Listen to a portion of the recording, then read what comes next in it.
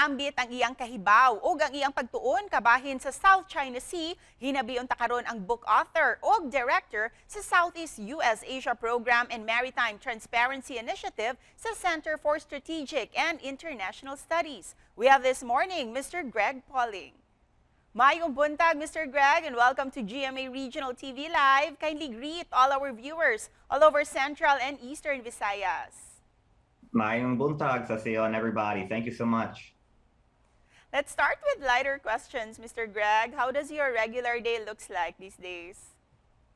Well, it's COVID, so do any of us have a regular day anymore? You wake up, you wrestle the kid to get her to daycare, and then I do interviews like this. Right now, I'm actually wearing like a suit, but normally I would have the top half of the suit and like gym shorts on the bottom because you can't see on Zoom. Quite relatable to everybody indeed. But Sir Greg, what brings you here in Cebu? Is this your first time here in the regions, or do you want... Well, so this is my first time since COVID, and I'm very happy that my first international flight in over 2 years was to the Philippines. Congratulations on your new book.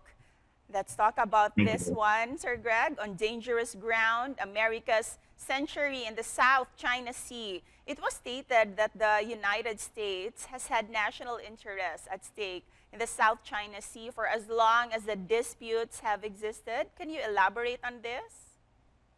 That's right. So the popular narrative is that these disputes are relatively new, that they date to the 1960s or 70s because of oil and gas, and that the U.S. interest is only 20 years old or so. It started with the Obama administration, the pivot to Asia.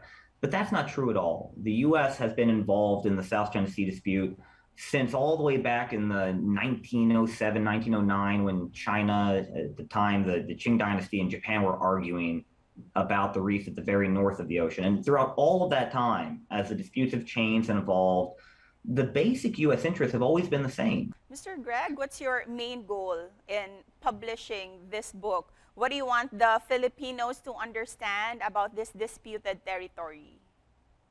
Well, I wrote this book as an American scholar writing for an American audience. I don't presume to write books about Philippine history or Vietnamese history or Chinese history, but there's a lot of Philippine history in there because a lot of the American history in Asia, and particularly in the South China Sea, is the history of the U.S.-Philippine alliance. And before that, the U.S. colonization of the Philippines. And Mr. Greg, what are the efforts of the United States to stop China's increased activities in the South China Sea, such as reclaiming the land and strengthening as well of their military force? Well, the U.S. has been in a difficult position, just as the Philippines has. One, we were somewhat slow to recognize just how ambitious, I suppose, China's plans were over the last 10 years for the island building campaign and then the use of those islands for harassment of fishing and oil and gas and everything else. So we were slow to respond, and by the time we did respond, China was already significantly dug in the Spratly Islands and the new artificial outposts. The other problem has been a lack of coordination between Washington and Manila. And speaking about that, Mr. Greg, now that the Philippines will have a new administration under President-elect Ferdinand Bongbong Marcos Jr., where do you see the relations between the Philippines and China should head towards? Well, again, I won't presume to tell the new administration what they should do in the relationship with China. I can only speak for what I hope they do with the United States. And I think it's quite clear to both sides now that the alliance is vital. It needs to evolve, it needs to modernize, it needs to change. This has been a very informative discussion, Mr. Greg. And to end this interview, your last message, please, to all our viewers. The West Philippine Sea is not lost. For the U.S., the South China Sea is not lost. We are losing. China is in far more control of Philippine waters today than it was even 6 years ago. And if this goes on for another 6 years, there will be no more Philippine fishing or oil and gas operations or marine scientific research anywhere within its own waters.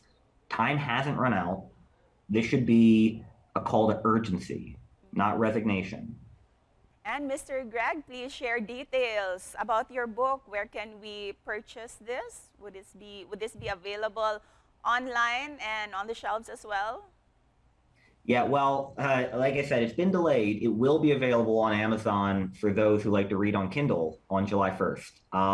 And then I think in the US by mid-July, and in the Philippines hopefully by August or September, but I don't have a firm date for the hard copy yet.